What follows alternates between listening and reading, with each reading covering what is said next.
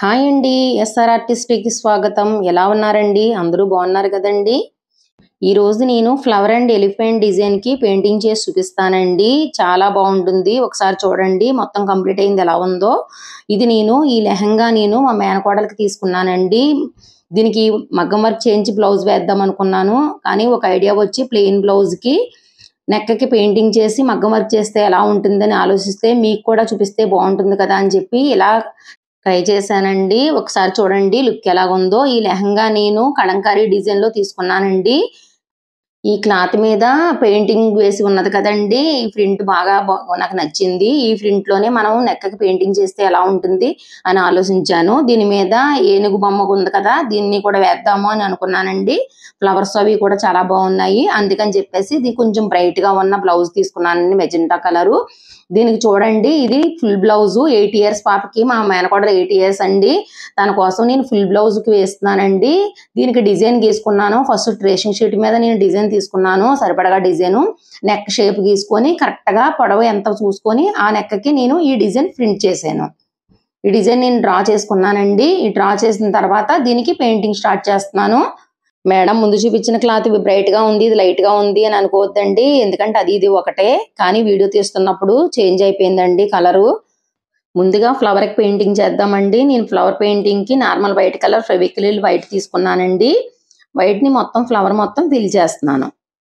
మీరు 1 నంబర్ గాని, 2 నంబర్ గాని బ్రష్ తీసుకోండి. అంతకన్నా మించి పెద్దది అవసరం లేదు. 2 నంబర్‌కి రావట్లేదు అని అంటే గనక 1 గాని 00 గాని తీసుకోండి. ఇప్పుడు నేను మొత్తం ఫ్లవర్ మొత్తం వైట్ కలర్ ఫిల్ చేస్తున్నానండి.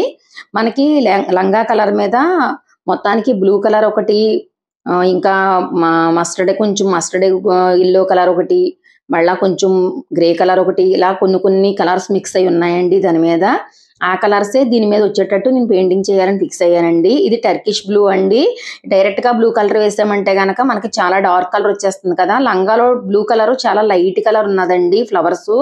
అందుకని చెప్పేసి నేను టర్కిష్ బ్లూ కలర్‌ని ఈ వైట్ కలర్ మీద షేడ్ ఇస్తున్నాను. షేడ్ ఇస్తే ఏమవుతుందంటే లంగాలో ఏ షేడ్ వచ్చిందో అదే షేడ్ ఫ్లవర్‌కి మనకి నీట్‌గా వచ్చేస్తుంది.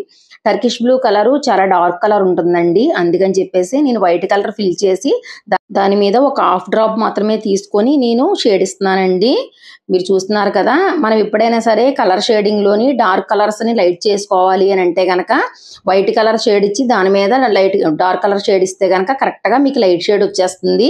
నేను ఈ కలర్ కాంబినేషన్స్ అన్నీ కూడా ముందు సెక్షన్‌లో ఒకసారి చెప్తానండి. ఏ కలర్స్ మిక్స్ చేస్తే ఏ కలర్ వస్తుందని అన్నది కూడా మీకు ఒకసారి సెపరేట్‌గా ఒక క్లాస్‌లో చెప్తానండి. అప్పుడు మీకు బాగా అర్థమవుతుంది. ఇప్పుడు నేను ఫ్లవర్స్ మొత్తానికి కూడా వైట్ కలరే ఏసి ఫిల్ చేసి దాని మీద టర్కిష్ బ్లూ కలరే షేడ్ ఇస్తున్నానండి.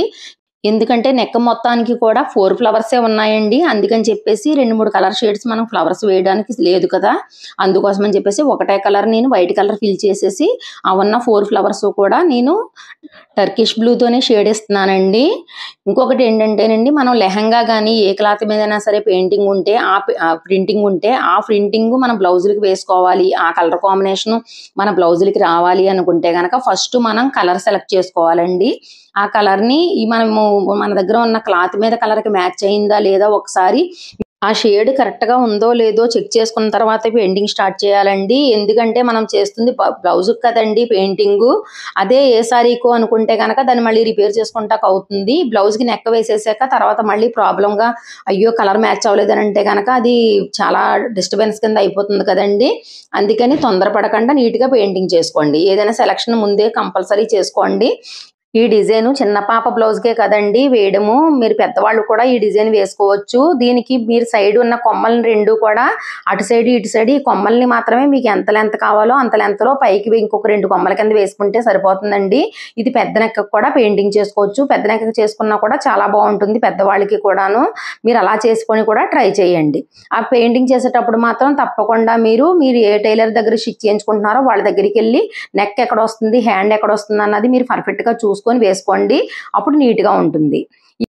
ఎలిఫెంట్ మొత్తానికి వైట్ ఫిల్ చేస్తున్నానండి. మొత్తం ఫుల్ వైట్ అయిపోయిన తర్వాత దాని మీద మనం షేడ్ ఇచ్చామంటే గనక ఎలిఫెంట్ షేడ్ కరెక్ట్‌గా ఉంటుంది కదా! అందుకని చెప్పి అంటే ఇప్పుడు మనకి క్లాత్‌లో ఉన్న ఎలిఫెంట్ షేడ్ లాగే కొంచెం ఇంచుమించు అలాగైనా ఉండాలి కదండీ! మనం వేరేగా సెపరేట్‌గా ఎలిఫెంట్ బయట వైట్ కలర్ ఉంది, బ్లాక్ కలర్ ఉంది అదే ఏద్దామని అంటే కుదరదు కదండీ! ఎలిఫెంట్ కూడా పైన డిజైన్ కూడా వేస్తారు కదా! ఇప్పుడు అంటే మనకి క్లాత్స్ కూడా వేస్తారు కదా! బయట కొంచెం ఊరేగింపులు ఆటిల్లో చూసేటప్పుడు అలా కొంచెం కనిపించేలాగా ఇది మనకి క్లాత్ మీద ఉంది. అదే డిజైన్ ఇప్పుడు నేను దీని మీద వేయడానికి ప్రయత్నిస్తున్నాను. యాజ్ ఇట్ ఈజ్ అలాగే రావడానికి ప్రయత్నించే గనక అలాగే వచ్చేస్తుందండి. మనము అక్కడ ఎలా ఉందో షేడ్స్ ఫస్ట్ కరెక్ట్‌గా చూసుకొని దాన్ని ఆ షేడ్‌ని వేయడానికి ప్రయత్నిస్తే గనక అది నీట్‌గా వచ్చేస్తుంది. ఇప్పుడు ఈ ఎలిఫెంట్ డిజైన్ ఇప్పుడు నెక్కకి మనము నెక్కకి ఏమేమి వేసామో హ్యాండ్స్‌కి కూడా అలానే వేసుకోవచ్చండి. ఇప్పుడు పెద్దవాళ్ళు చిన్న పిల్లలకైతే గనక ఎలిఫెంట్ హ్యాండ్‌కి వేస్తే బాగోదు. కానీ పెద్దవాళ్ళకి మాత్రం లాంగ్ హ్యాండ్ పెట్టుకున్న వాళ్ళకి ఎలిఫెంట్ వేసి సైడ్ నుంచి 2, 3 కొమ్మల కింద కొంచెం ఆల్ ఓవర్ కింద వేస్తే గనక చాలా బాగా కనిపిస్తుందండి. ఇప్పుడు నేను మెటాలిక్‌లోనే బ్లాక్ కలర్ తీసుకున్నానండి. మెటాలిక్ బ్లాక్ తీసుకొని అంటే నార్మల్ వైట్ ఫిల్ చేసాను. మెటాలిక్ కలర్ వచ్చేసి బ్లాక్ తీసుకున్నాను. మెటాలిక్ కలర్ బ్లాక్‌ని ఏం చేస్తున్నానంటే మనం ఫిల్ చేసిన నార్మల్ వైట్ మీద షేడ్ ఇస్తున్నాను. చూసారండి షేడు? మనం వేసేటప్పుడు బ్రష్ కూడా 1 నంబర్ బ్రషే తీసుకున్నానండి. కాకపోతే కొంతమంది ఫ్లాట్ బ్రష్‌తో కూడా పెయింటింగ్ చేస్తారు. కానీ ఫ్లాట్ బ్రష్‌తో కన్నా చిన్న ఫ్లవర్ డిజైన్స్ అన్నీ కూడా రౌండ్ బ్రషే బావుంటుందండి. రౌండ్ బ్రష్ అయితే గనక సైడ్స్‌కెళ్ళకుండా మీరు బిగినర్స్ నేర్చుకున్న వాళ్ళందరికి కూడా రౌండ్ బ్రష్ ఈజీగా ఉంటుంది ఫ్లాట్ బ్రష్ కన్నాను. ఫ్లాట్ బ్రష్‌తో కూడా ప్రాక్టీస్ ఎక్కువ అవసరం అవుతుందండి. అది కొంచెం ఫ్రీ హ్యాండ్ పెయింటింగ్‌కి ఆటిలకి కూడా ఫ్లాట్ బ్రష్ వాడుకోవచ్చు. ముందు స్టార్టింగ్‌లో ఉన్నవాళ్ళు మాత్రం రౌండ్ కొంచెం చిన్న బ్రష్‌లు వాడితేనే మీకు పెయింటింగ్ పర్ఫెక్ట్‌గా నీట్‌గా వస్తుంది. ఇప్పుడు నేను బ్లాక్ షేడ్ ఇచ్చాను కదండీ! వైట్ మీద ఏం చేశాను ఫస్ట్ వైట్ ఫిల్ చేసి దాని మీద లైట్‌గా బ్లాక్ షేడ్ ఇచ్చాను. అది కొంచెం గ్రే కలర్ కింద మిక్స్ అయింది కదా! నేను ఇప్పుడు ఏంటంటే ఆరెంజ్ కలర్ తీసుకున్నానండి. ఆరెంజ్ కలర్‌ని ఏం చేస్తున్నానంటే మీకెలా వేస్తున్నానో ఒకసారి చూడండి. ఆరెంజ్ కలర్ ఫస్ట్ అంటే మనకి ఏనుగుకొచ్చేసి పైనుంచి డిజైన్ క్లాత్ వేసినట్టు డిజైనింగ్ కింద వేస్తున్నానండి నేను. నీట్‌గాను కిందన కొంచెం కాళ్ళ దగ్గర కొంచెం ఆరెంజ్ కలర్ అప్లై చేశాను. మధ్యలో కొంచెం ఆరెంజ్ కలర్ షేడ్స్ ఇస్తున్నాను. నేను యాజ్ ఇట్ ఈజ్ ఎలా షేడ్ ఇస్తున్నానో అలాగే వేయడానికి ప్రయత్నించండి. ఇది మీరు చూస్తేనే అర్థమవుతుంది నేను చెప్పిన దానికన్నాను. మీరేం చేస్తారంటే నేను లాస్ట్ సెక్షన్ చెప్పినట్టు పూర్తిగా వీడియో మొత్తం చూసిన తర్వాత అది బాగా అర్థమైన తర్వాతే మీరు పెయింటింగ్ వేయండి. దాని తర్వాత మీకు అర్థం కాగట్లేదు అనంటే గనక వీడియో ఆఫ్ చేసి పెయింటింగ్ చేయండి. నీట్‌గా వచ్చేస్తుంది. ఫస్ట్ చెప్పాను కదండీ! మనకి ఇంపార్టెంట్ డ్రాయింగ్ అండి. ఫస్ట్ ఆ డ్రాయింగ్ ఎప్పుడైతే మీకు పర్ఫెక్ట్‌గా వేస్తున్నారో అప్పుడు ఖచ్చితంగా మీకు పెయింటింగ్ పర్ఫెక్ట్‌గా వచ్చేస్తుంది. ఏమీ ప్రాబ్లమ్ ఉండదు. కానీ ఫస్ట్ మీరు డ్రాయింగ్ దగ్గర మాత్రం చాలా కేర్‌ఫుల్‌గా ఉండండి. ఎలిఫెంట్ మొత్తానికి కూడా ఒకసారి సన్న బ్రష్ తీసుకొని అంటే 00 గాని, 000 గాని బ్రష్ తీసుకొని అవుట్‌లైన్ వేయాలండి. నీట్‌గా అవుట్‌లైన్ ఇచ్చేసి మధ్యలోని మిడిల్‌లో కూడా మీరు సన్న లైన్స్, బ్లాక్ లైన్స్ లాగితే గనక నీట్‌గా ఫినిషింగ్ అంతా కూడా నీట్‌గా వస్తుంది. మనం చూసారండి సన్న బ్రష్ తీసుకుంటేనే మీకు అలా ఫినిషింగ్ వస్తుందండి. దానికి కొంచెం తీసుకునేటప్పుడు కలర్ కూడా బ్లాక్ కలర్ మీకు చెప్పాను కదా! లాస్ట్ సెక్షన్స్‌లోని ఎప్పుడు కూడా కలర్ చిక్కగా ఉండకూడదు అవుట్‌లైన్స్ వేసేటప్పుడు. 1 డ్రాప్ వాటర్ మిక్స్ చేసి అవుట్‌లైన్ వేయండి. మనకి ఫినిషింగ్ నీట్‌గా వస్తుంది. ఈరోజు ఒక్కసారి మన బ్యూటీ సెక్షన్‌లోకి వెళదామండి మరి. ఎందుకంటే లాస్ట్ సెక్షన్‌లో మీకు నేను వైట్ హెయిర్ గురించి చెప్పాను. కానీ సొల్యూషన్ ఏమీ చెప్పలేదండి. కానీ ఒకటి సొల్యూషన్ చెప్తానండి. ముందు మనకు కావాల్సిందేంటంటే హెల్త్ అండి. ఆ హెల్త్ సొల్యూషన్ కరెక్ట్‌గా ఉంటే మనం ఏది తీసుకున్నా కూడా పర్ఫెక్ట్‌గా ఉంటుంది. హెయిర్ కూడా పర్ఫెక్ట్‌గా ఉంటుంది. హెల్త్ పర్ఫెక్ట్‌గా ఉండాలంటే ఫుడ్ చాలా ఇంపార్టెంట్ కదండీ! ఆ ఫుడ్ వల్లనే ఇప్పుడు మనకందరికీ చిన్న పిల్లల దగ్గర నుంచి కూడా వైట్ హెయిర్ రావడానికి కారణం ఫుడ్ అండి. ఆ ఫుడ్ వల్ల మనం బయట తీసుకున్న ఆహారం అది కూడా మనకి ఎక్కువ సెట్ అవ్వట్లేదు. దానివల్ల మెడిసిన్ ఎక్కువ పడుతుంది కదండీ ఫుడ్‌లోని. అందుకని కానీ మనము అది రీప్లేస్ చేసుకోవాలి అంటే గనక అది ఖచ్చితంగా తప్పకుండా మీ ఇంట్లో ఖాళీ ప్లేస్ గానీ, ఖాళీ ప్రదేశం గానీ కొంచెం ఉన్నా సరే అందులో ఆకుకూరలవి వేసుకొని మీ ఓన్‌గా మీకు వారానికి కనీసం ఒక 4 రోజులైనా సరే మీ ఫుడ్ మీరు ప్రిపేర్ చేసుకొని తినే విధంగా మొదలుపెట్టండి. తప్పకుండా మీరు అన్నిటిలో కూడా రిజల్ట్ ఉంటుంది. ఇప్పుడున్న రోజుల్లో చాలామంది హెల్త్ గురించి చాలా జాగ్రత్తలు పాటిస్తున్నారండి. అందుకనే ఆకుకూరలవి కూడా టబ్స్‌లో వేసుకొని కొంతైనా ఆరోగ్యంగా ఉండాలని ప్రయత్నిస్తున్నారు. అందుకని చెప్పేసి మీరు కూడా ఎవరైతే కొంచెం ప్లేస్ ఉందో వాళ్ళందరూ కూడా ఇంట్లోనే ఆకుకూరలు పండించుకోవడానికి ప్రయత్నించండి. ఎందుకంటే హెయిర్‌కి చాలా ఇంపార్టెంట్ ఆకుకూరలండి. ఆకుకూరలు లేనిదే మీకు హెయిర్ గ్రోత్ అనేది ఉండదు. ఐరన్ శాతం అంతా కూడా మీకు ఆకుకూరలోనే ఉంటుంది కాబట్టి ఎప్పుడు కూడా ఆకుకూరలు తినడానికి కనీసం వారానికి 2 రోజులని మీరు తినడానికి ప్రయత్నించండి. హెయిర్ ప్రాబ్లమ్స్ ఏమన్నా ఉంటే కనుక తప్పకుండా క్లియర్ అయిపోతాయి. కానీ మనం ఫుడ్ తీసుకోకుండా హెయిర్‌కి ఆయిల్ కావాలి, హెయిర్‌కి షాంపూ కావాలి, హెయిర్ గ్రోత్ బాగోవాలి, వైట్ హెయిర్ ఉంటే బ్లాక్ వచ్చేసేయాలి, పర్మనెంట్ బ్లాక్ వచ్చేసేయాలి ఇలా అని చాలామంది ఆలోచిస్తారండి. ముందు మనకి బాడీలోంచి మార్పు అనేది వస్తేనే మీకు హెయిర్ మార్పు అనేది వస్తుందండి. పై మెరుగులు ఎప్పుడూ కూడా మీకు పర్మనెంట్‌గా ఉండవు. అందుకని తప్పకుండా ముందు మీరు లోపల నుంచి మీ హెల్త్ ప్రాబ్లమ్ ఏదుందో అది క్లియర్ చేసుకొని తర్వాత మీరు సజెషన్స్ గురించి ఆలోచించండి. తప్పకుండా మీకు రిజల్ట్ అనేది ఉంటుంది.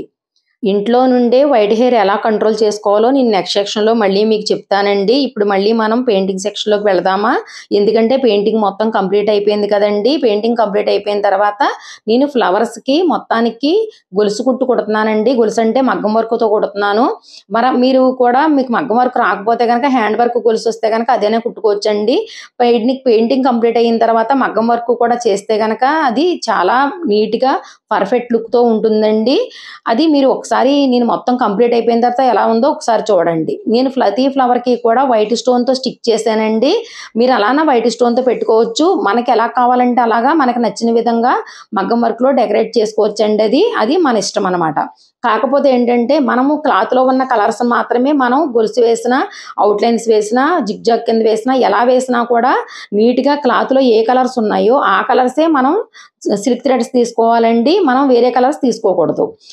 లీవ్స్ లైట్‌గా ఉన్నాయని బ్లాక్‌తో సన్న లైన్ వేస్తున్నానండి ఫినిషింగ్ కోసం. ఈ పెయింటింగ్ కోసం తీసుకున్న క్లాత్ ఏంటి, క్వాలిటీ ఏంటి అనుకుంటున్నారండి. ఇది నేను పట్టు సారీ ఒకటి తీసుకున్నానండి నాకు. ఆ పట్టు సారీలో వచ్చిన బ్లౌజ్ అండి ఇది. నేను ఇప్పుడు మా మేనకోడలు లెహంగాకి మ్యాచ్ అయిందని చెప్పేసి తనకి పెయింటింగ్ చేసేసి అవుట్‌లైన్ మగ్గం వర్క్ ఇచ్చేసాను. ఇప్పుడు చూడండి నేను మగ్గం వర్క్ మొత్తం కంప్లీట్ చేసేసానండి నేను. మగ్గం వర్క్‌కి వన్ సైడ్ గొలుసు, దాని తర్వాత ముద్ద కుట్టు వేశాను. దాని తర్వాత కొంచెం పూసలతో వర్క్ చేశానండి సైడ్ వర్కు. కొంచెం హెవీగా కనిపిస్తుంది కదా అని చెప్పేసి. మీకు వీడియోలో ఎలా కనిపిస్తుందో తెలీదు గానండి. బయట మాత్రం చాలా ఎక్సలెంట్‌గా ఉందండి వర్క్ అంతా కూడాను. అంటే కొంచెం వీడియోలో డల్‌గా అనిపిస్తుంది కదా కలర్ కూడాను. కానీ బయట చాలా బావుందండి. మీకు డైరెక్ట్‌గా చూస్తే గనక చాలా లుక్ బాగా కనిపిస్తుందది. ఎలిఫెంట్ లోపల కూడా సన్నగా నేను చిన్న చిన్న కుందన్స్ స్టిక్ చేశానండి. బ్లౌజ్‌కి హ్యాండ్స్‌కి వేయడానికి లేట్ అయిందని నేను హ్యాండ్స్‌కి ఇంకా వేయలేదండి. హ్యాండ్స్‌కి వేయడం మాత్రం వేసిన తర్వాత కొమ్మది కూడా వేస్తానండి. వేసిన తర్వాత బ్లౌజ్ మొత్తం లుక్ మీకు ఒకసారి చూపిస్తాను. నేను వేస్తున్న బ్లౌజ్ అన్నీ కూడా మొత్తం పెయింటింగ్స్ అన్నీ అయిపోయిన తర్వాత మొత్తం అన్నీ కూడా ఒకసారి మీకు బ్లౌజులన్నీ కూడా నేను విడిగా ఒక వీడియో చేసి చూపిస్తానండి. ఏ బ్లౌజులకి హ్యాండ్స్‌కి ఎలా వేసానన్నది మీరు చూద్దురు గానీ. ఎందుకంటే నాకు